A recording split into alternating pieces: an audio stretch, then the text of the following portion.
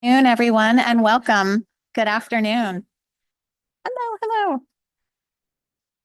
It is 1:30 and welcome. Welcome, everybody. I'm glad you're all here.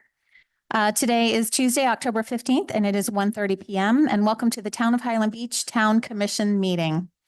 And I'd like to call the meeting to order. If we could have the roll call, please. Commissioner Goldberg, Yes, present. Commissioner Peters, Present. Commissioner David, Present. Vice Mayor Stern, Present. Mayor Moore, Present. Town Manager Labadie, Present. and Town Attorney Rubin. Present. Thank you.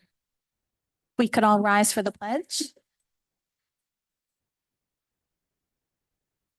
Allegiance to the flag of the United States of America and to the republic for which it stands, one nation, under God, indivisible, with liberty and justice for all.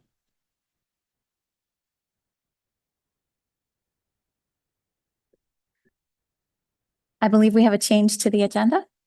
Yes, town staff would like to add an item, the Building Department Recertification Program Update as item A under unfinished business, and items following that will follow in order of alphabetical order thereafter.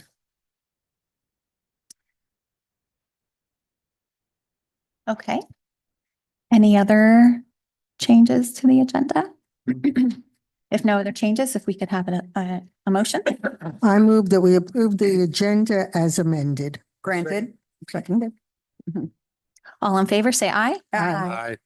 Motion carries. Moving on to presentations and proclamations, we have resolution number 2024-031. And this has to do with selecting members for the Code Enforcement Board. And we have two candidates for this board. And the first one up is Deborah Muller. If you could please come to the podium, state your name, and each of us will ask you a question about your appointment. Hi, I'm Deborah Muller.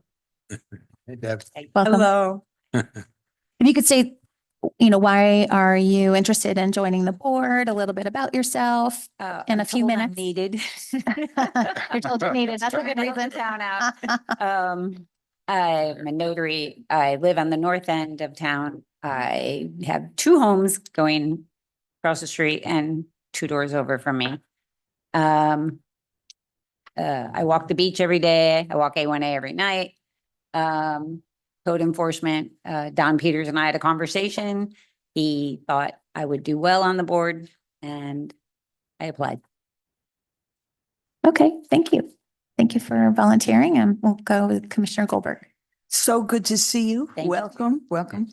And thank you for putting your name in for the committee position. I see that now you say you have a lot of experience. I'm really impressed with what you've done professionally and business perspective. Tell me why, is there any other reason other than we need you? Why you'd like to serve? And can you I also have the address time. you have the time? I have the time right now. I have the time Okay. and, I try to help out wherever I can, whatever I can. All I right. Sea turtle volunteer for 10 years. I did that. I pick up trash every day on the beach. Well, I also see that you were property manager, is that right? Yeah. Some time ago? Yeah. So you had to Warehouse. deal with Tenants. compliance with codes? Yeah. Yes. And so you have familiarity as to what the government does, what a municipality does in that respect? Rules and regulations. Yes. Yes. Okay. All right. You also say on your skill summary, you knowledgeable in local government processes and community engagement. Can you tell us a little bit about that? Community engagement is just talking to everybody on A1A and on the beach. You just meet more people, I think, in the community walking than you do anywhere else, but at church maybe, but mostly walking down A1A and walking on the beach, especially What I- when you see the same people all the time. What I also greatly appreciate is the volunteer to the sea turtle volunteer Sea for turtle, so many 10 years. years. 10 years. Yeah, not anymore, but 10 years. That's wonderful. Well, thank you. I think that your experience, certainly your motivation is wonderful. And I'd like to welcome you, but thank you very Thank you, much. Commissioner. Yeah, thank you, Deb. I appreciate it. You lived here so long and I'm glad that your experience on the board is going to be great. And yeah, everything, your bio is great. And I didn't know you were a travel agent. So next time I go on vacation, I got to ask you. That's something I didn't know. But yeah, welcome and thank you for volunteering. I think you'll be great on the board. Thank you. I have lived here over 23 years Wow, in Highland wow. Beach on A1A. I'm really pleased to see somebody from the north end of town getting, because you don't usually see it. Mostly it's from the middle of town or the south town, but not too often from the north end.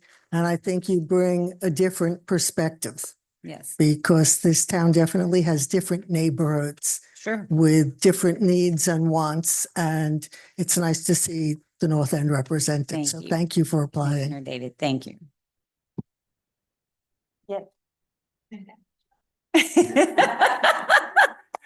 Yeah, non-paying, right, Mark? Right. Thank you for applying, and I agree with what was previously said. A question for you. Have you watched the past meetings of that board and seen what's going on? I did watch a meeting, Any comments? the Marcy property was taken care of apparently, but it was 2 doors down from me and used to be my next door neighbor for many, many years. And it needed to be done. So I thought that was a great thing that code enforcement did. And they, they give extensions, which I thought was very nice. Wasn't aware of that, when people are not in compliant and they have a good reason, they were giving them extensions, like a 30-day extension to meet the to meet the penalty or whatever it was that they were being fined for, or the code that they didn't follow. Adam, the code enforcement, the officer, he does a really good job and checks everything out on A1A. I see him all the time. I mean, I've actually had a sign out there for certain commissioners and was told I had to move it back. So he's, he doesn't really miss anything. Yeah, thanks for volunteering. I really appreciate it. And I've seen you be involved in various things, most recently Milani Park. Wow. And you actually road. you went to West Palm with us. And so I really appreciate your involvement. And, I also agree about the north end of town. We don't always hear from the residents from the north end of town. So I really appreciate, and I know you are very involved with your neighbors. So Yeah. I think that helps to, maybe pull some people and be a little bit more cognizant of what's going on Yeah. at the town, because sometimes it's hard to communicate what's going on. A single family home versus a Correct. condo or, I really think Different that's helpful to have a balance yeah. of individuals involved from various types of condo versus single family. I guess one issue we've had with the code enforcement board is attendance. So, I mean, one of the first things you did say was that you do have the time. Yes. So just to confirm, you would be required, to attend these meetings, which are at, 1 o'clock typically on monthly Tuesdays. or Yeah. something. Do you see that as being an issue, being Not able at to all. attend the meetings? Yes. Okay. Yeah, I guess you're a full-time resident. Is Yes, is that I'm right? full-time resident. So that helps that you'll actually be here. A lot Yeah. of the residents here Yes. are not here year round. So that helps that you'll be here. So, okay, I am in favor. So, I guess we'll make a motion at There's there's one more There's candidate. one more applicant, Ms. Matherman, but she stopped by this morning to say she was not available to attend due to an unexpected emergency. Okay. But she has served on the Natural Resource Preservation Board for 6 years. Well, you can be seated Okay, if you want. So thank you. yeah, thank you very much for coming. So I'm in favor of this candidate. And then we have the other applicant, as the clerk said, who's not here, but I would also recommend the other candidate. I she's been a part of the Natural Preservation Board for 2 terms. I don't know if anyone else has any commentary. Yeah, now she's been actually quite involved in different things in the town. You see her around all the time. She gets involved, she makes comments, she goes to events that we hold. And I have no objection to her. She's fine. I agree as well. There's never been an objection or concern for during the 6 years that she served. Is that right? Then I would definitely approve. I'm good with it. Okay. Yeah. Okay, sounds like we are good on that resolution. If we can have a motion. I move that we approve resolution number 2024-031, appointing Deborah Mueller and Diane Matherman to the Code Enforcement Board. I second it. Commissioner David, Yes. Commissioner Peters, Yes. Commissioner Goldberg, Yes. Vice Mayor Stern, Yes, and Mayor Moore. Yes. Motion carries. Okay, thank you very much. Next item, resolution number 2024-033. A resolution of the Town Commission of Highland Beach ratifying the selection, appointment, and term of office of members for the Board of Adjustments and Appeals. And we have one applicant. If you'd like to come to the podium, state your name.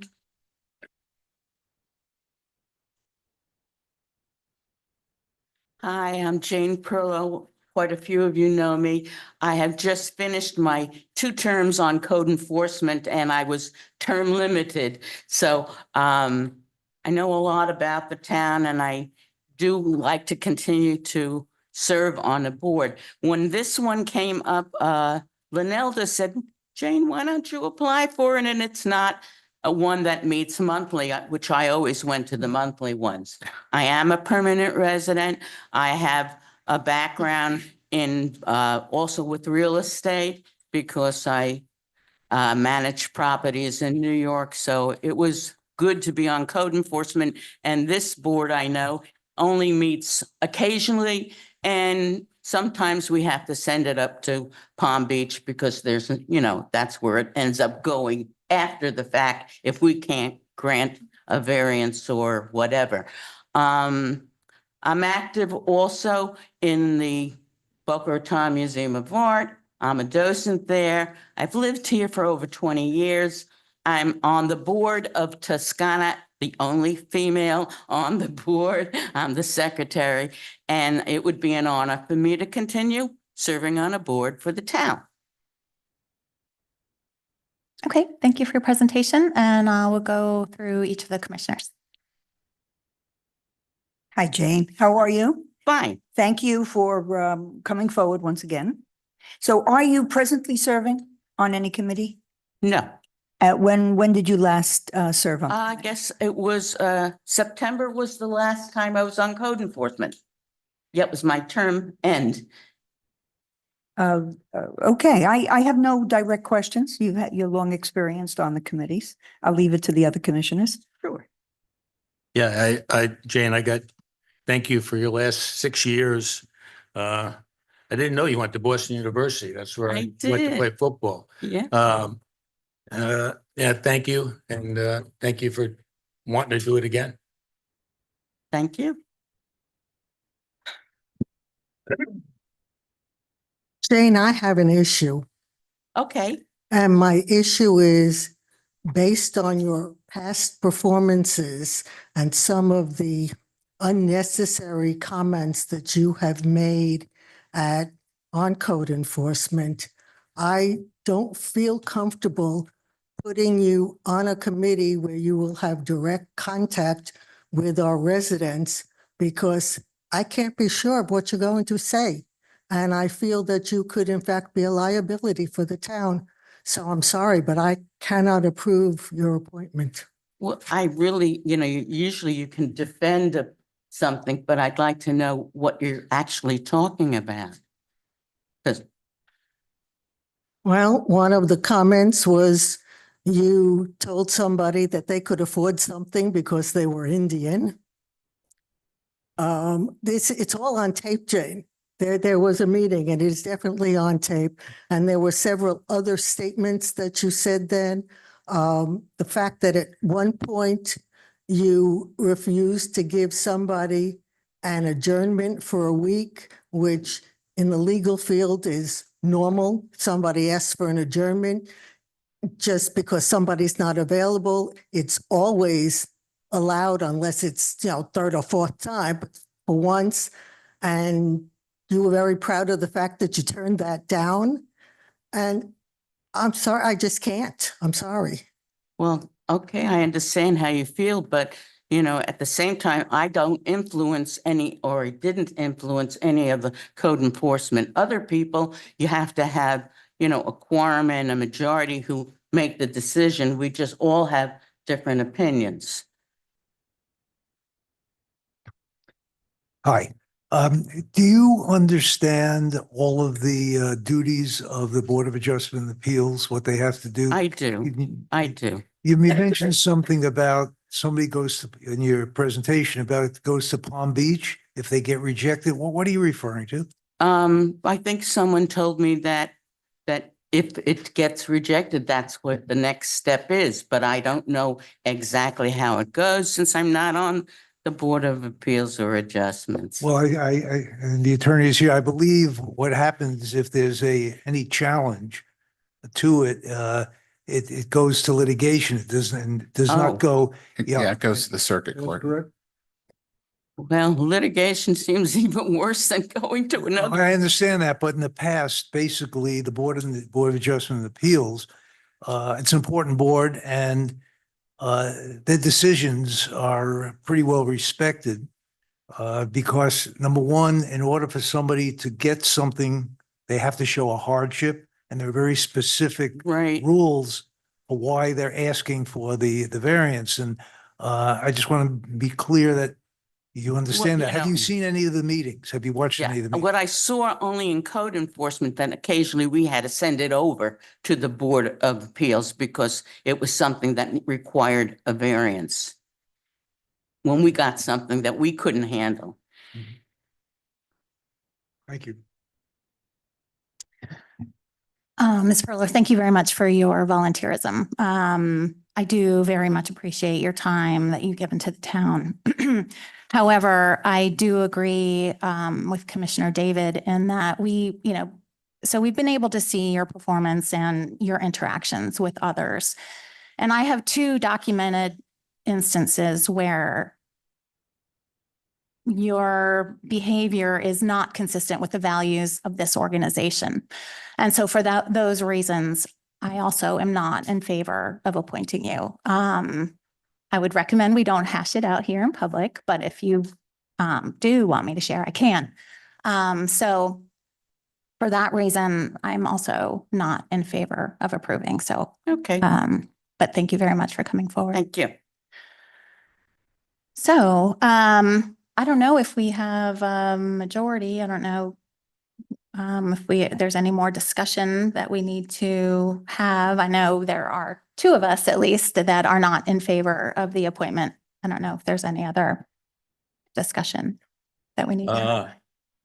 Do we have on file and her, thing is that she did wrong? I mean, we're using I something. have a couple of emails that I can share that I think is pretty clear of, Because I don't like to accuse anybody unless we have it written down and on file that. It was all on tape. What's that? It was a tape meeting. It was Tape a meeting? public meeting. I think your comments are valid. I actually watched that meeting live and saw one of the comments, so I would tend to agree. I think she's a good lady, has good intentions, but when they represent the town on an advisory board, they have to really do it in the proper manner, and that was in question. Well, in light of what my fellow commissioners have indicated, they're familiar with it. I certainly would like to review the tape for myself and look at the emails. So I don't know if this can be tabled. Is that something that's done? Can be tabled, but you don't, the commission doesn't have to take any action on this at this meeting. It can come back if that's the pleasure. Well, I see if there's there's 3 no's. Sounds like sounds like there's 3. So it sounds like Yeah. we do have the So you could, majority, so we could take a you could individual take a vote yes, and 'cause you do have the votes. I guess we'd need a motion in order to do that. A strange motion. I hope that we don't approve resolution number 2024-033. So a vote in favor means that we are not pushing this Right. forward, Correct. that we are So- just we are not approving this appointment. Right. So is there a second? I'll second it. Okay, Commissioner David, Yes. Vice Mayor Moore, Mayor Moore says yes. okay, Commissioner Goldberg, Yes, and Commissioner Peters, No. and Vice Mayor Stern. Yes. Motion carries 4-1. Okay, Thank thank you. you very much, everyone. Moving on to public comments. Do we have any public comments? Yes. Please state your name and where you live. Good afternoon. My name's Howard Stoll, 3450 South Ocean Boulevard, apartment PH5. I'm my Catarina. This is the 3rd time that I'm at this meeting about the same thing. The request by Matt, our safety person, fire assistant, that he wants our mechanical rooms cleared out. The law, I spoke to, well, first of all, I was told to speak to the fire chief. I met with the fire chief. He is fantastic, I must say. Very impressive. He gave me a tour of the firehouse. Beautiful. He asked me to sit down with Matt to discuss it with him. Matt was great. He's a gentleman. He's very professional. We basically agreed to disagree. He sent me an email and instructed me how to appeal his decision, which involves going to a state commission. Now, I don't think this is a state issue necessarily. I think it's something that really needs to be dealt with locally.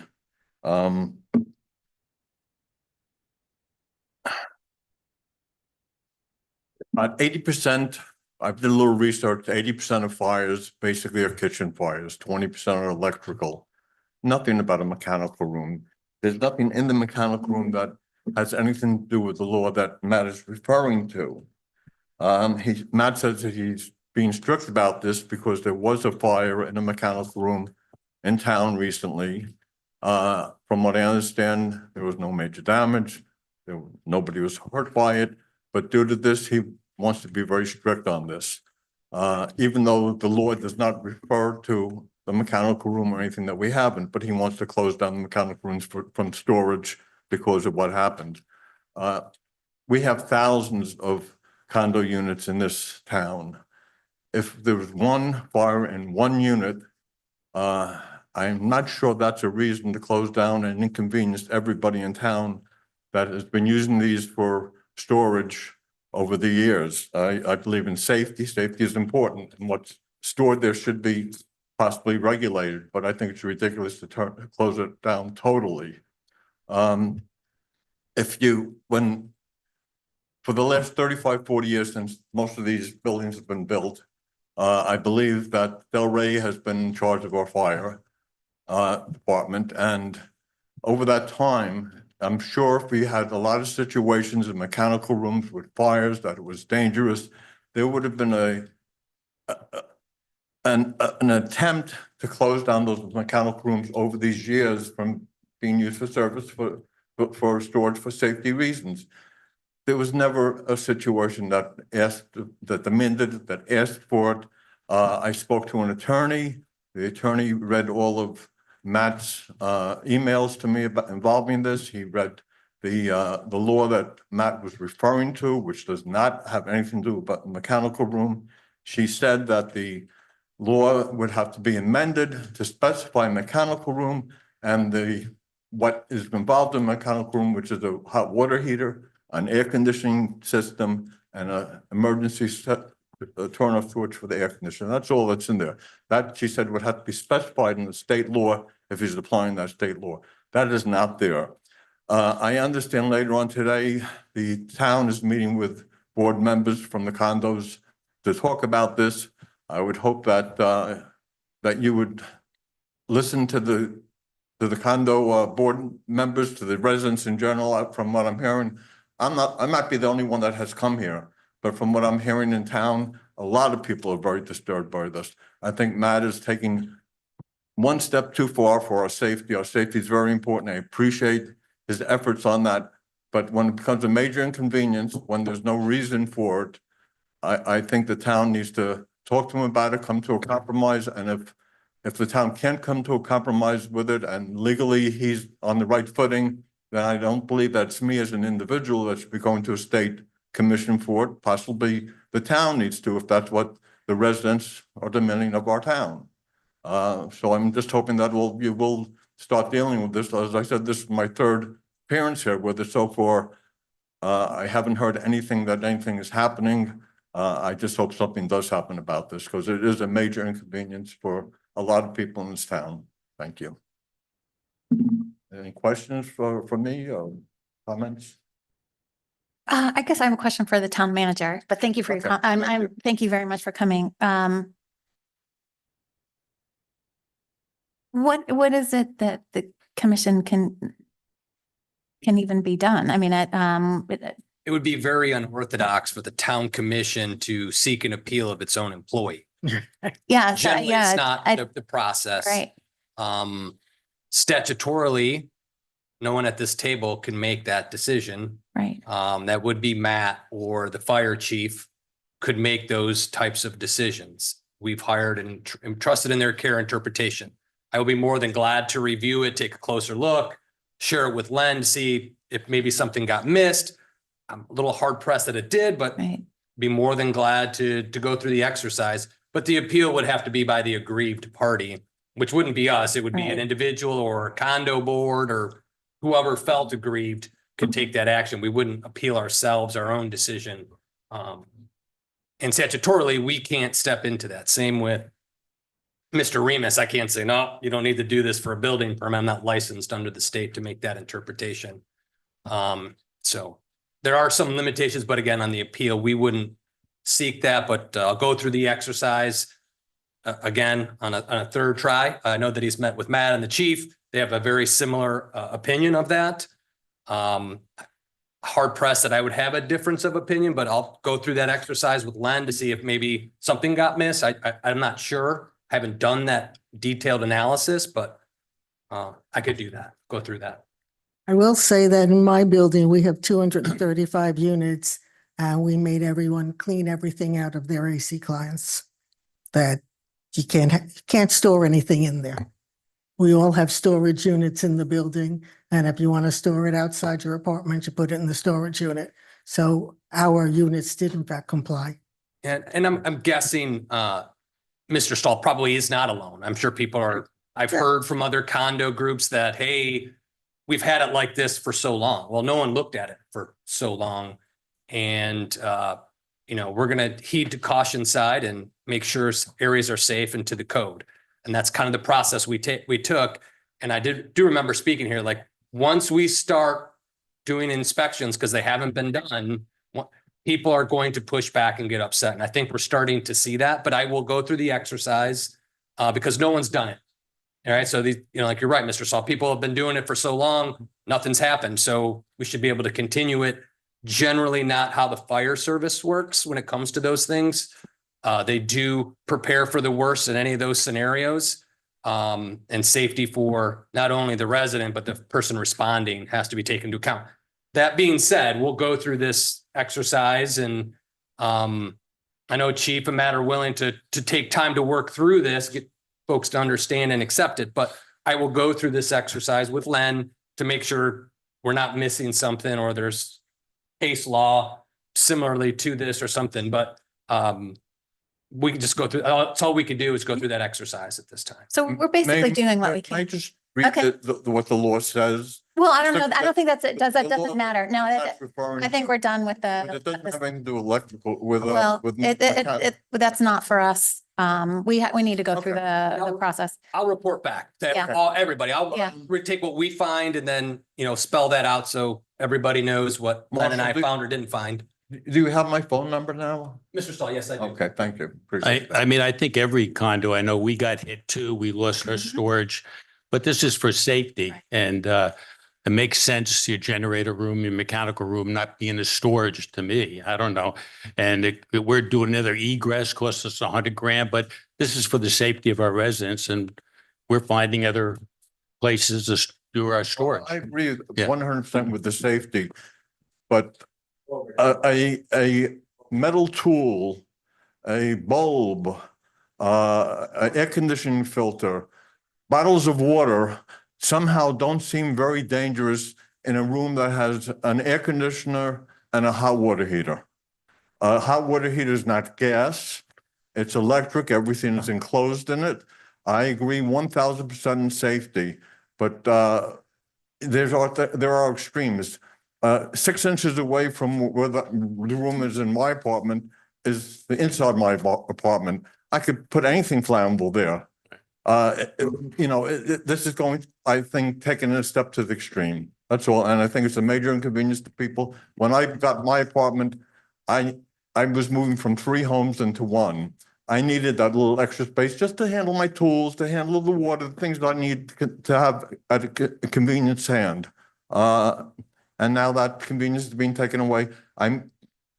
If I didn't have that, I might not have bought that unit, to tell you the truth. Right. It was a matter of convenience. Okay, thank you for your comment. Thank you for your comment. Thank you.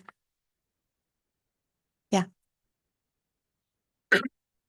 State your name and where you live, please. Hello.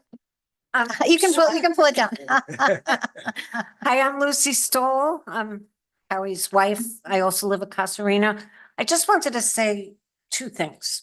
The first thing is that there is something called compromise.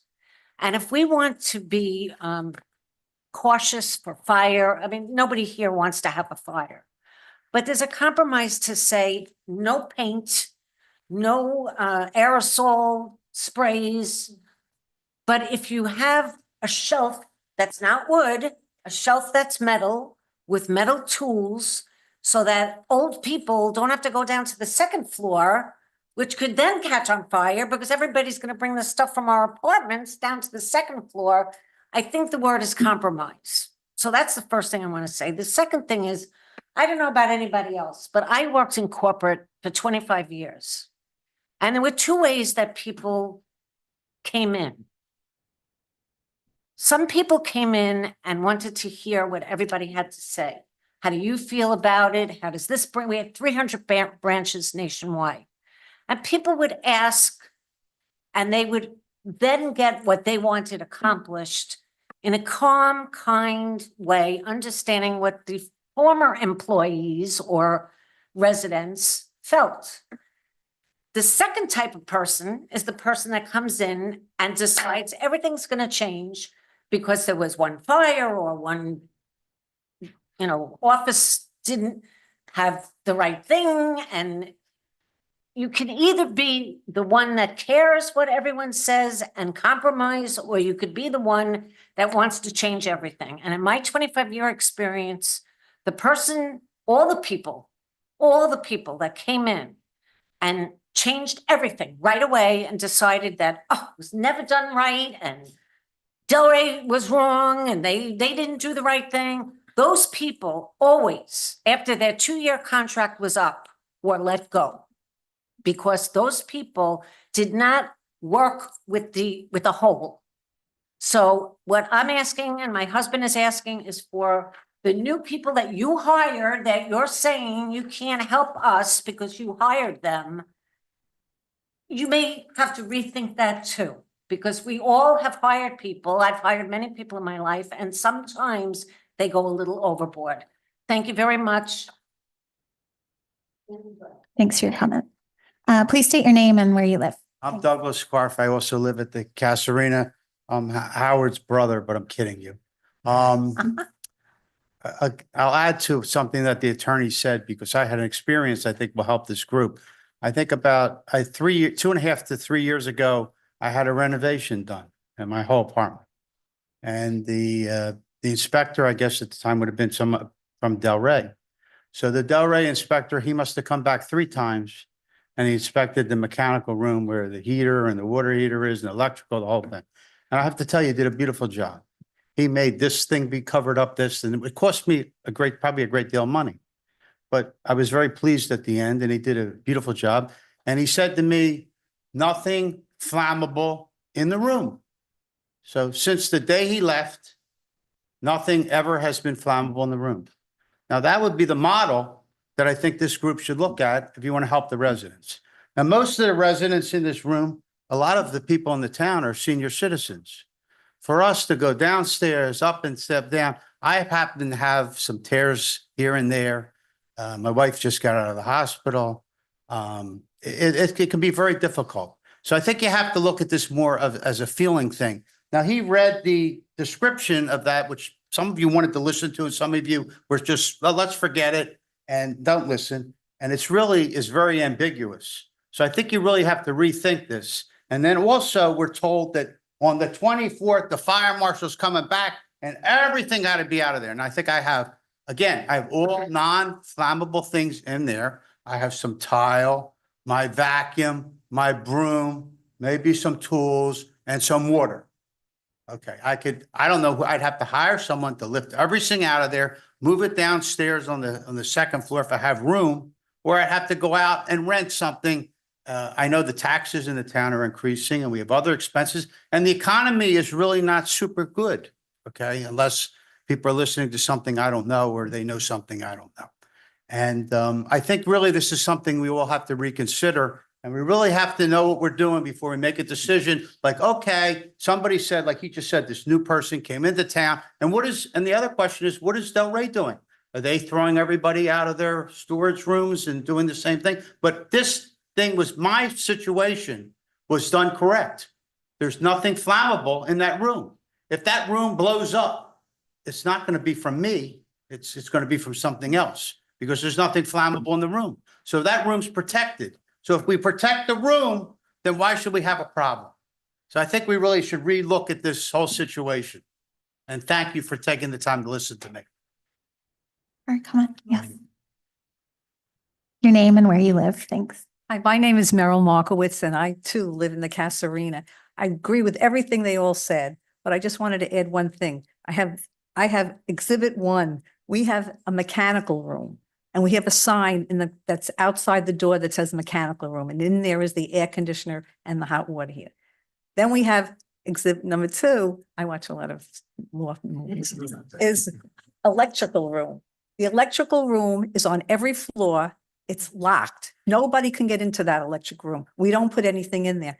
In the mechanical room, I agree with them. Let us keep a broom, our tools, things that don't explode, but nobody goes into the electrical room. This is a mechanical room with nothing in there that can really, cause any damage by having a toolkit or a broom or, water or something like that. So I agree also with what Lucy said, that it should be, let us have we should be able to keep a couple of things. If there's a flood and we have to run down to the second floor to get our tools, there's more damage than if we ran into our tool room and got our tool or our broom or whatever we need. But I think I wasn't sure if everyone realized we have a mechanical room and an electrical room. So we're just asking to be able to keep a few things in the mechanical room. Thank you.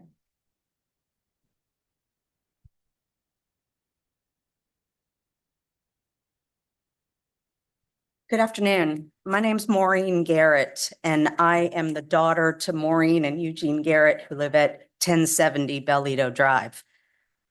I must first inform you that I do not currently live with them. I am in Houston, Texas.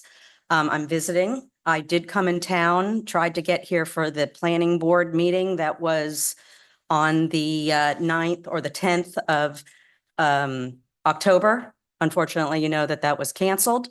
So we're here today, and it seems like family members are speaking. I am speaking on behalf of my mom and dad today.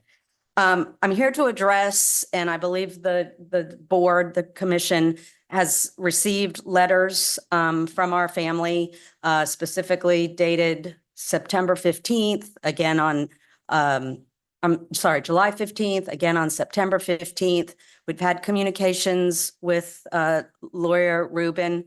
It's nice to meet you personally. I know we've been kind of behind our writings, not really visual, so nice to meet you and everybody else. But I'm here to address the issue that is in front of our town about these floating vessel platforms. I know Mom and Dad both spoke at the last commission meeting. You understand, we live at 1070 Bellito Drive, and we are on a pie-shaped piece of property. What that means to you, or in the world of the marine and the boating world, is that we have an L-shaped property. We have 20 feet on one side and 20 feet on the other. We have a neighbor next door to us that has applied for through a state application under the floating vessel platform rule or statute that has given him, as of Friday, which was the 11th, we received through communication with Mr. Remus, that they received a state permit for that floating vessel dock and an exemption to make it bigger. So now he is allowed to have up to 1,000 square foot floating platform behind his property. Because of our pie shape on the adjoining line to him, he is extended over our property line with this floating platform. Now, let me also tell you that he has a dock in addition to his floating platform. His dock is a concrete dock, and there's a diagram that says, according to his lawyer and his dimensions, is, I'm just going to tell you the depth, 2.77 feet. His floating vessel dock is an additional 18.02 feet. So he is out into the waterway over 20.5 feet. This blocks our property's inward or ingress and outgress for navigational purposes. Again, he only got a state permit. The lawyer and the Department of Environmental Protection, and I'm just trying to understand the letter that we received on Friday, says that he got the state permit, but he's failed to apply for a federal permit. Now the U.S. Corps of Engineers has been contacted, or have been trying to contact them, to get them involved because of navigational hazards. I'm here to, that's all kind of a side of what's going on and what we have been doing as a single solo individual family in Highland Beach against these, I call them boating bullies. They are boating bullies that are next to us. There's 2, maybe even 3 other floating platforms just in our Bellito lake that we live on, doing the same thing and violating another corner property in the same lake. Now, they might not be as vocal as I am, but we've had it. We've had it. And what I think this town has really failed to do is to incorporate language and enforce the language that's already in an ordinance, what we call catch-all phrases for boats, lifts, docks, and any other marine structures. I need you all to have a backbone to use your language and your ordinances to fight these floating platforms. They need to fall under this category of all marine structures. We need the setbacks. I want to address that. I know that was something that was on the agenda in September and is going to the planning board. We need to have 25-foot setbacks. This floating vessel platform comes on and off parallel with the seawalls. Do you know what this guy has to do when he gets on and off of his floating vessel platform? back up into not our property, but the property on the other side of him. So he's affecting her too. If she had a boat, he'd be ramming into her, coming on and off. The setbacks are there for a reason. He's over the setbacks, he's over the property lines, and this floating vessel platform issue has to be addressed by this town. Thank you for your I know comment. the planning board is been directed to take this issue. We have a direct objection to anybody on that planning board. I will name them by name if you need me to, that sit on that board that have a direct, absolute direct, fulfilling advantage to what they are trying to do with these floating platforms. It's self-serving for some of those people on that board. Okay, thank And you for your so comment. I We're appreciate way it. over time. Thank you. Thank Thank you you. very much. Thank you for the comments. Any other public comments? Okay.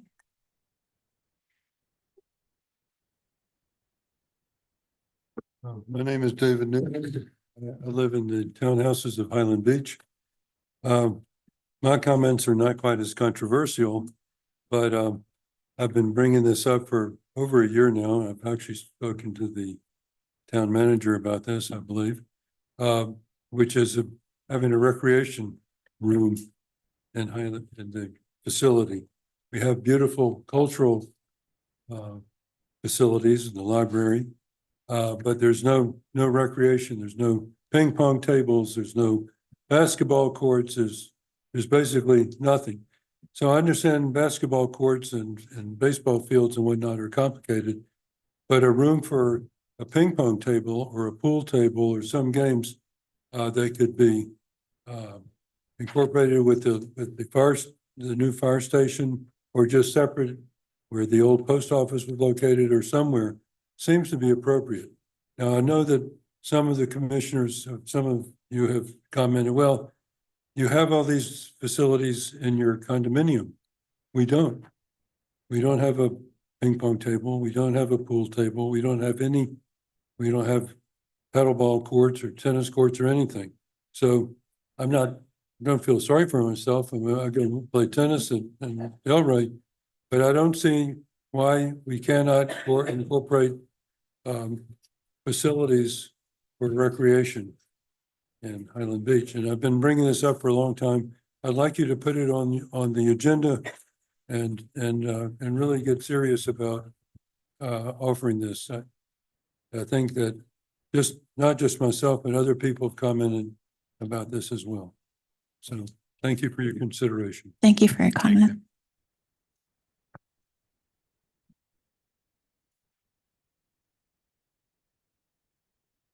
Hi, my name is Diane Sikora, and I am also a resident of Casa Rena.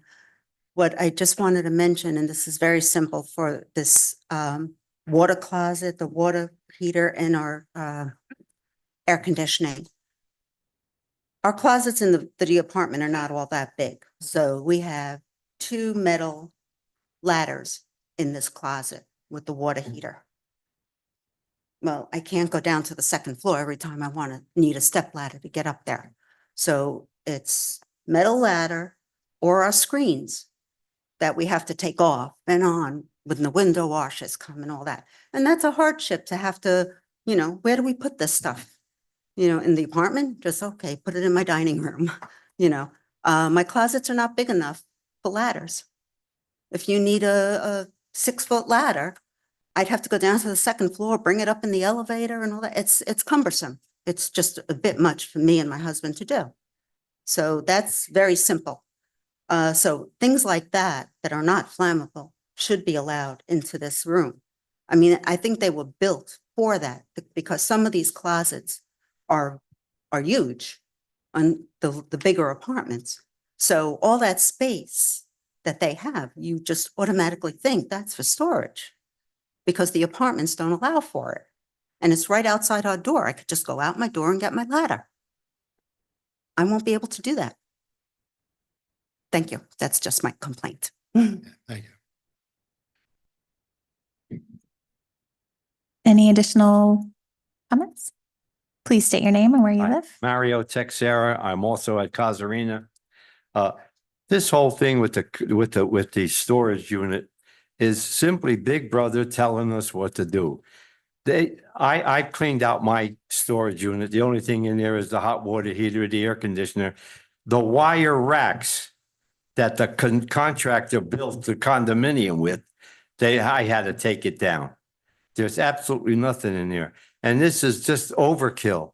And I'm sure not only Casuarina, but all the other condos in here, it's just so inconvenient. We have such limited storage facilities. And why you can't keep water, a vacuum, a broom, a step stool, this is insane.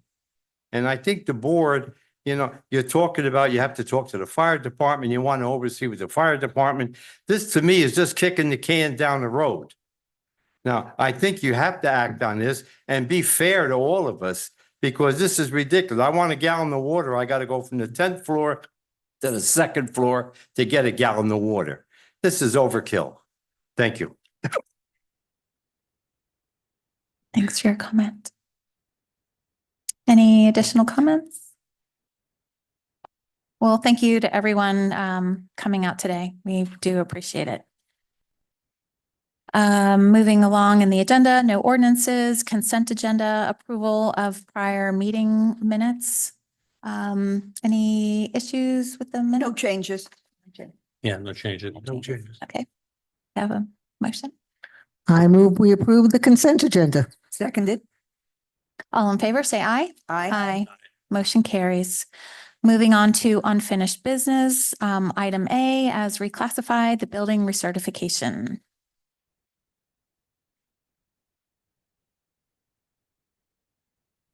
Good afternoon, Jeff Remus, building official, Town of Highland Beach. Just want to do an update. We're supposed to do it once a month. And once again, we have good news for the milestones. Right now, we just went from 10 certified buildings to 12. And Coronado is now on that list. In progress, we have 2 that we're working with right now that we're reviewing their reports, which is good. It's way down from like 20 that we were literally behind. 6 buildings have submitted. We did respond to them. We're waiting to hear back from them. And we do have 2 buildings that submitted their paperwork, but they're overdue on the time frame that they had to start the renovation process. 3 have asked for an extension and they were granted. We did have 19 buildings currently undergoing restoration under permit. That is up to 21 at this point. So 21 buildings all had the ability to get work done all at the same time. We do have one that did come up. It did miss its requirements and it missed its deadline. So that one, it'll be a code case as of today. And we're waiting on 2 of them to get back to us. They're not due yet, but they've been notified. And other than that, there are still 4 buildings. They won't be due for a while, such as like the newest 3,200. So we're in really good shape. We're moving forward.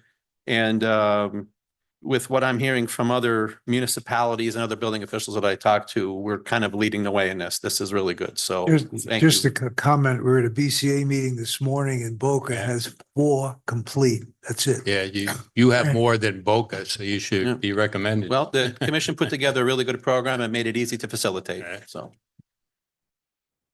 Thank you for the Thank update. Next item on the agenda, the Florida Department of Transportation RRR update.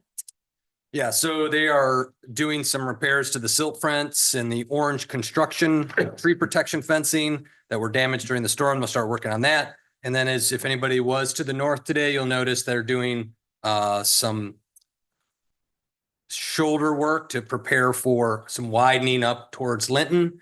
I think that's probably to start creating some temporary lanes so they could start working at the intersection to extend that middle turn lane. So they're on those processes. From the last check of the report that we received, they're still targeting a late May, early June completion.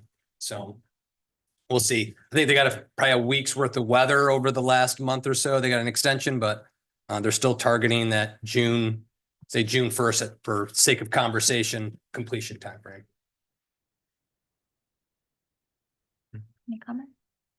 Okay, moving on to the sanitary sewer lining rehabilitation project. All right, we keep trying to reach out to contractors to do a piggyback or some type of cooperative purchasing, extend other contracts.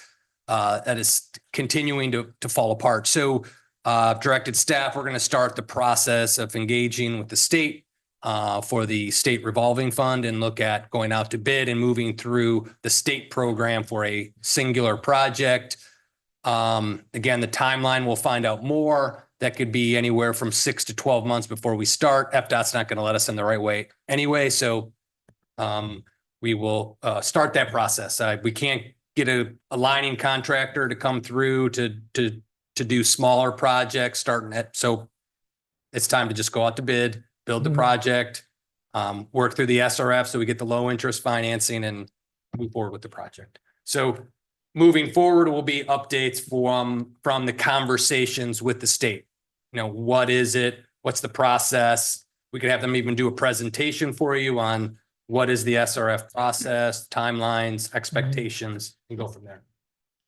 So the steps are first to go through SRF. So that we already have it designed, completely designed. Okay. So it was a shelf-ready project. Okay. So we could build it at any time plans are done. It's the SRF makes you go through a few application process steps. Again, it's a federal program, but readily available. So there's some administrative processes that the state requires. A lot of it's going to be the finance end of it to prep for the sale of bonds through the pooled program. But again, you get really low interest rates, you know, I think 2% or less type interest rates. It's worth going through the process, taking a little bit of time. Then we bid the project, award the contract. They are somewhat involved in that process to make sure it meets certain requirements. It'll be a Davis-Bacon compliant contract, means certified payroll. So there's a few extra steps that a federal program has, but we'll go through that. So it'll take a little bit more time, but we'll be able to do it all at once because right now we can't get a vendor to get in here. So What are we looking at as the time frame? could be a year before we break ground. I mean, they said to do like the Bellito neighborhood, say the side streets, in total would be 3 to 5 weeks. So it moves fast once they're here. I just can't get them to come here and honor pricing. So we could go to Hollywood where the volume is 30 times the volume. They're not interested in coming here because of the starts and stops on the island. It's a little bit more difficult, a little more expensive to mobilize, they say. So we can't, you know, we contacted a vendor in Tallahassee. Well, cost of living, cost of construction is cheaper in Tallahassee than it is here. So they won't do it. And under the statute, they have to honor the prices they gave to that municipality. They can't say, oh, we'll do it, but 10% more. So we can't find a contractor that's willing to come in and extend the prices to do the job. So we'll go through the bid process, go through the SRF and one big project and get it over with. So a benefit to the SRF not only is the low interest rate, but it's also the pricing that we can expect to Because get. we can't get pricing. So a contractor won't commit unless they can get a better deal with us or negotiate a higher price. So we have to go out to bid by law. We have to go out to bid to solicit for contractors. So probably going to pay more than we want, or we're hoping to find through extension of pricing, say from a Hollywood or Pembroke Pines or something to that. It's just not happening. They're not willing to, it's only a handful of vendors. So they kind of control the market. They're in high demand because it's a faster, usually less intrusive method to restore sewer pipes. So. But if they won't give us a bid now, what makes them give us a bid after the SRF? Oh, it's not that they won't. They're just not going to It's the extend their prices they pricing. gave to other communities. So we can't, outside back. of a procurement process, negotiate pricing, especially something that's going to be in the couple $1 million range. You have to go out to bid and allow all competitors to compete and give you prices. What they're saying right now is we're not going to extend you What we gave told Hollywood. 2 years ago, or what we pay in Tallahassee, we're not going to let you do. So that puts us in a spot where, you know. We have a whole fresh Mhm. bidding process where, And again, I think some of the contractors that may be tied in, this is just my opinion, tied into contracts from 2 years ago or 3 years and ago. prices have come up. The prices are gone up and they're not going to hold you to Right. those lower prices. And those lower prices are granted to do 200 miles of pipe versus, probably 5, so there's a big difference. Okay. But we're gonna move forward. We're not stopping. Right. We gave it some time to see if we could find somebody. Can't, so we'll go through the traditional methods and just go through with that kind of project, Yeah. which is Yeah, fine. We'll still basically get to it. exploring what you can do. Yeah, you know, yeah. as So a- we're gonna move forward with just, the project will get done. We're just gonna go through the traditional method and instead of trying to be, I don't want to say Creative. clever or more Creative, yeah. creative, where we could do smaller groups of projects to help with budgeting a little bit and timing with other projects, but we'll just go this way. Well, thanks for trying. Yep. That was a good effort for sure. Good try. Okay, moving on to new business. Approve and authorize the mayor to execute a professional services agreement with CAP Government for supplemental building inspections and plan review services. Is that Mr. Remus? Yeah.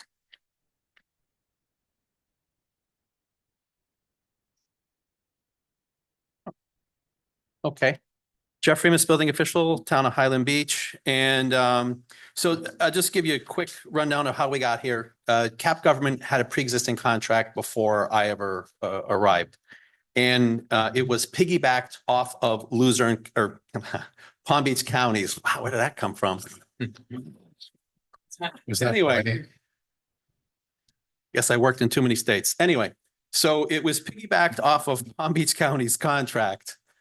And Palm Beach County renegotiated a contract with them and the prices went up significantly and we were piggybacking off them. So since at the time I used to work for CAP, I knew that they had a better deal at Boynton Beach. So then I got us to go off the Boynton Beach, which actually decreased the price the last 2 years. Well, so now we've been piggybacking off of Boynton Beach. Boynton Beach's contract will not be renewed and it is no longer an option to piggyback. And we didn't want to pay the new pricing that Palm Beach County had locked in for 5 years. So we went ahead and I got with Skinder and we negotiated with CAP Government to a price that's less than what it would be for piggybacking off of Palm Beach County. And now we have our own contract. We no longer have to piggyback off of anything and they get their increase, which was budgeted for us. And that's it. I'm assuming that we're pleased with the quality of the work that they're doing for us. Yes, at this point, they've been here for many years and over the last almost 5 years that I've been here as the building official, we have it down to the guys that we want. They're all trained. They all know what they're doing. We're really not getting any more, complaints or anything. So I am extremely happy with CAP Government and their people and their response and them taking ownership and making us a priority. So it's been great. And one of the benefits to us is that we only pay for them when we need them, That is- so that we don't have to have full-time employees when we don't need full-time employees in all those areas. That is correct. So days like this past Tuesday or yesterday when we didn't work, it's not a holiday for them, but so they just didn't work because I didn't need, we didn't have them to work. So we didn't have to pay them. Then assuming you're recommending this.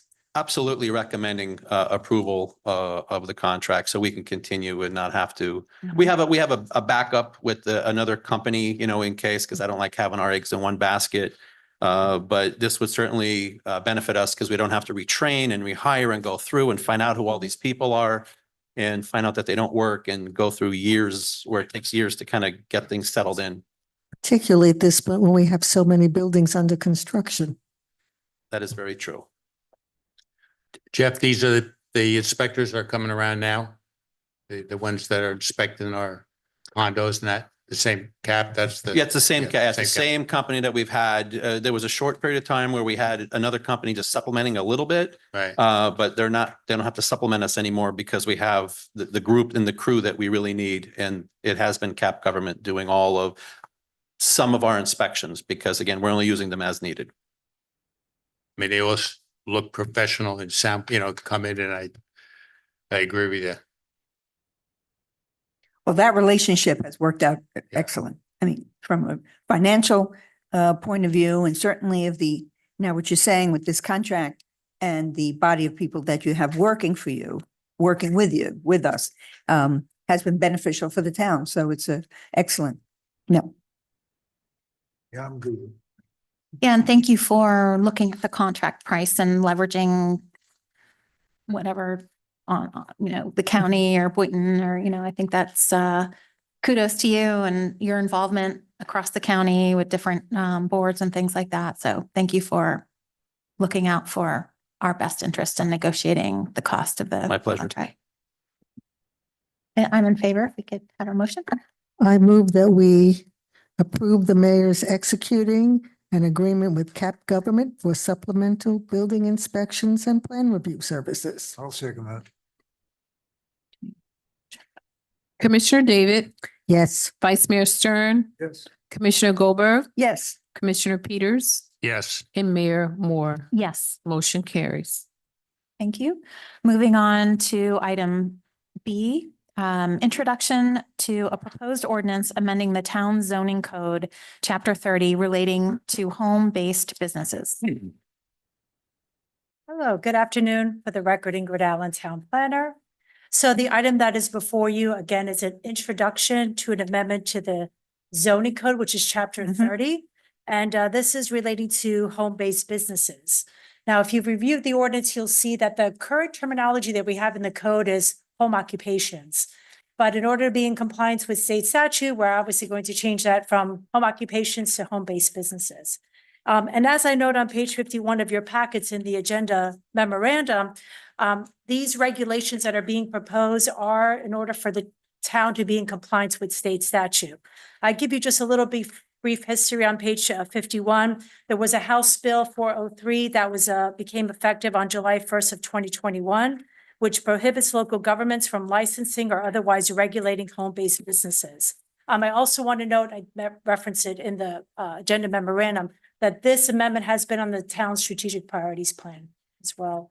Now, currently in the town, when you look at the permitted uses, home occupations are permitted in every single residential zoning district.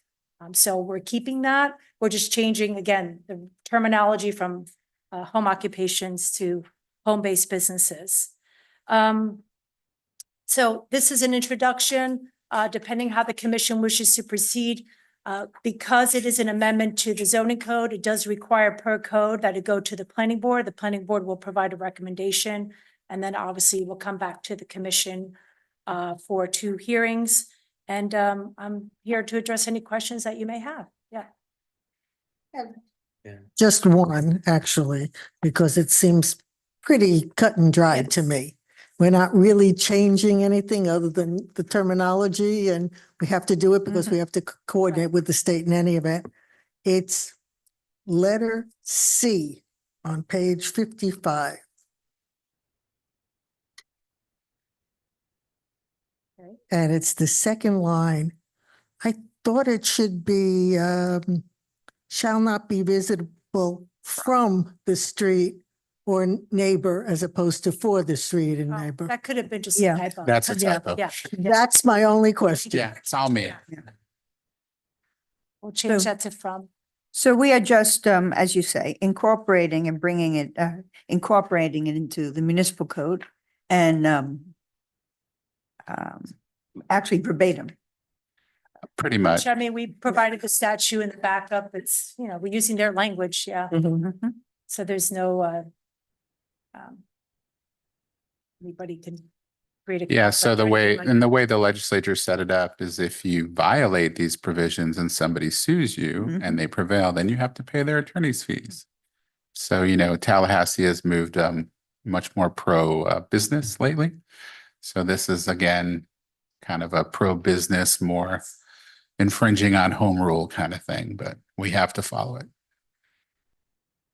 And it's still pretty restrictive. It's, I mean, it's they, fairly restrictive. You don't have, everyone doesn't have to be a resident. They've expanded it a little bit and they could do internet sales and all this other stuff. But I mean, the gist of it's the same. It's a little more expansive. yeah, but what they're saying is you can't solely run a business out of a house. It has to primarily be a residence. Correct. And that you can only have 2 people who are not actually living in the house working in the house Correct. in that business. Oh, yes, a lot of ordinances prior, everyone's had to change theirs, would require that all of the employees live there. And, you know, for more of the people who are like conducting like a CPA business or something where they just had clients come, it's a little more expansive, but again, it's what the state law requires now. Okay, now, what about if you're in a condo that doesn't let you run a business out of your apartment? That's different. This is just, we can't enforce the condo regs are between the unit owners and the association. This is just the town's code. Yeah, it's logical to me to do this. Could you address signing? How does it change? And does it change the signing that can be put outside the signing? Right, so you'll see the struck through language, if you go to page 56. There was a reference to signage. Let's see what letter it was. Yeah, it said letter N, on premises signs is prohibited. Right. I did want to just bring to your attention, we do have a sign code here in the town. It's chapter 23. And I think there was an email that was sent out by a resident that was concerned that people now can put signs. If you look at that definition, so we have a definition in the sign code for permanent sign. Okay, and this is what a permanent sign is. I'll read it verbatim. It says permanent sign means a sign used to identify or name a residence, apartment, or condominium building, motel, or hotel. That's it. That is what the town considers a permanent sign. So if somebody wanted to put a business, they would not be, unless it's a hotel or motel, but that's not secondary and that's not incidental to your residence. That'd be hard to do as a home Yes, base. exactly. So I think it's very important that anyone that may be, concerned about the ordinance and signage, to take a look at that sign code. It's very clear how the code defines what a permanent sign is. Could We have we- certain restrictions on square footage. Could we reference that We can in here reference it. so that we're if just- somebody has a question, it's Clear. it's clear what's going to happen? We could cross-reference our sign code. It doesn't preempt us. The sign code that would be applicable to home-based business is the same Mhm. code that would be any Right. other property in that residential district. So, but yeah, we can cross-reference it before we bring it back to planning board. Yeah, Ingrid, you answered my question. I was just going to ask you about that email. So, Yeah. so we do have that in there. We do have that in the code. It's very clear. Yeah, I'd be in favor of that too. I thought that was a good point. Doesn't hurt was- to no, it doesn't cross-reference hurt. and make it very clear. Then I suggest we send this on to the planning board. Yes. I would agree. Do we need a motion for that or? No, Well, make a quick motion. Okay, you want a motion? yeah, might as well. Just so everyone knows we're following directive and I move that we send the permitted uses, special exceptions and prohibited uses ordinance on to the planning board for review. and Seconded. Recommendation. Seconded. Commissioner David, Yes. Commissioner Goldberg, Yes. Commissioner Peters, Yes. Vice Mayor Stern, Yes. and Mayor Moore. Yes, Motion carries. thank you very much. Moving on to commission comments, Commissioner Goldberg. Well, I must say it's unusual for me, but I don't have any comments today. Other than to wish my community a very happy new year for those of the Jewish faith and to everyone to have health and success and a wonderful year. So there it is. I did say something. You did say something, yeah. Thank you. Yeah, I just like to thank everybody for the comments and we're having trouble with the marine. I mean, that's why we're doing the planning board and with the marine, because we're trying to protect people like your parents and their property and that. And that's why we're being very careful and we're studying that and throwing it back to the planning to do it. And with, I appreciate your words. And storage, I mean, it seems to be a problem in my condo. We're finding storage that we lost with fire, but it's all for safety. And I think it's in the long run, it's good. Thank you. I did go out to someone's house and I see exactly what you are talking about. It's, you know what? It's probably better to view it from across the lake because then you can see exactly what you're talking about from a different perspective.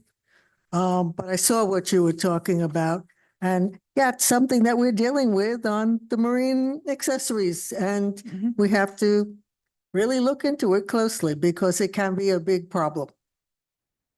Other than that, have a good rest of the month. As it relates to the fire inspection and so forth, there are a lot of things, if any individual looks at the reports, because in my condo as well, there were pages of things. When you go through it, most of them are minor, correct, easily fixable. There are a few issues that, again, it should be addressed. We came across the same thing, what do we have to do? And we're going to comply, but that doesn't mean it can't be challenged and discussed, and I think that that should happen. On another issue, I just want to update because I keep talking about the electrical vehicle rule, and our condo did pass rules, which I mentioned earlier, but it's in 3 parts, and I just want to mention it. Now, one is electrical vehicles. Our garage is underneath the building. We are not allowing any charging of electrical vehicles in the garage. We are setting up a charging station outside the garage, a dual charging station, which the company will, the option we took, the company will install it, do the electrical, with the capacity. And what is going to happen is 2 vehicles can charge at once. It'll be controlled with timing by our security desk. So sweet. The arrangements we made, But we for set the sure. price per kilowatt and we'll do market price. The condo will get 90% of that revenue back. The company gets 10% back. And we think they'll do the permitting and so forth. Just so people get an idea what we're talking about, we're talking about a $24,000 cost for us. So that's part 1. Part 2 is the bicycles, the electrical bicycles. We've totally banned batteries charging in our garage. If any resident wants to buy a storage unit for outside the building and store the batteries, that will be the protocol. And so far, that's not a problem. I actually, one of my residents is Greco from the dealership, and he was one of the 2 people that actually had one, and he said, well, I'll store it at one of my dealerships, which is great. And then the last part is the trickle charger issue, and the way we resolve that is we have the residents, we buy for the residents a unit that plugs in and goes on the charger, and a maintainer, it's called, about $100. And what happens, these are for people who go away and want to have their vehicles charged. When the battery is fully charged, it shuts off. We have a maintenance guy who go around and check it to make sure that everything is happening. It has to be plugged in. So this is a completely safe kind of a thing. So that's the progress of what we had, and we're willing to share, obviously share anything anybody wants. That's excellent. Nothing from me. Moving on to town attorney. Just in response to Ms. Garrett, the commission made it clear that we wish to regulate those floating vessel platforms to the extent that we were legally permissible to do so. And we are researching that, looking into it and analyzing it. So we will have input for the board and for the commission in the future. Thank you, ma'am. Thank you. Town manager. Yes, it looks like, Len, you took care of one of them. We did have a crosswalk light out at Regency Crossing. We're looking into getting that repaired. So if you see why it's not working, we're working on that. It'll just be vendor time. As you heard, we'll take a look at the analysis of storage rooms. On the last item then would be the 75th anniversary. The committee is still meeting. We were supposed to meet last week as a group. We've rescheduled that because of closure for the hurricane. But everything is progressing well. All the vendors, Skender and Madison, are getting them all in place, everything that the group wants. It'll be a lot more formal as I'm seeing it from last year. So it's gonna be great. We'll have 4 trolleys. We can't just walk into the site. There'll be a particular entrance so we can kind of get folks in, keep people safe. I think it'll be a really great program, more elaborate than we've seen, some extra special vendors, trying to get some craft breweries there to let people taste some stuff that you could see around town. Some food vendors, cartoonists or people that do those caricatures, some more fun stuff for people to do. We're looking at locking down a band along with the DJ, so it'll be a lot of fun for those that show. So I encourage residents, if you have that opportunity on December 5th, 5 to 8, and you see people jumping on a trolley, join them. Come meet us, come see what's going on and meet your commissioners and get your picture taken, or if that's what you want, or just talk to them. And we hope it's gonna be a great event. Again, thank you to St. Lucie and Father Horrigan for hosting it for us. And we look forward to a great event. Just, if I may, Go ahead. just a special thank you. I see we got a new sign. Yeah, we had to That's great. recreate it. So you see the old one and you walk by and don't try it, but it's so much heavier. So this we had to create so it could hang on the wall. But yeah, it's nice touch, putting our logo Very nice. to action behind us. So. Colorful. I like the color. Oh, and quickly, we're waiting on the last medallion for the entry sign. So those I sent you pictures should be, don't commit to time. Skinner's just shaking his head because it's taken them forever to get everything. But hopefully very soon we'll start seeing the installation of our new entryway signages into town. So after 18 months, hopefully we'll see them installed, and we're just waiting on 2 pieces. I can't believe it takes so long, but it does. I saw a picture of it and did it say, is it going to say, you're leaving Highland Beach? On the backside, when you come in, it just says Highland Beach. When you're leaving, it says leaving Highland Beach. Okay. Okay. I thought that was so cute. So some lights and tile. It's gonna look nice. 3 miles. You're in or out. 3 miles of paradise. Moving on to announcements, we have a couple board vacancies, a vacancy on the Code Enforcement Board, and then upcoming meetings and events. We have on November 5th, we have Election Day, so Town Hall will be closed. November 6th, we have a regular meeting of the Natural Resources Preservation Advisory Board at 11 in the morning.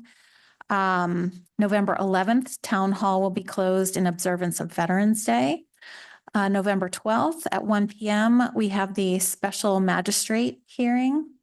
Also on November 12th, we were mailed an announcement. There will be a resident outreach event to beachfront property owners from the Natural Resources Preservation Board.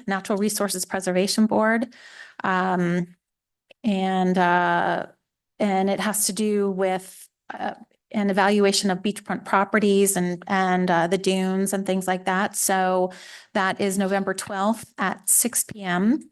at the town library. So please attend if you can. November 14th at 9:30 in the morning, we have a planning board regular meeting. And then the next meeting of the town commission is November 19th at 1:30. There are no board action reports. And with that, go ahead.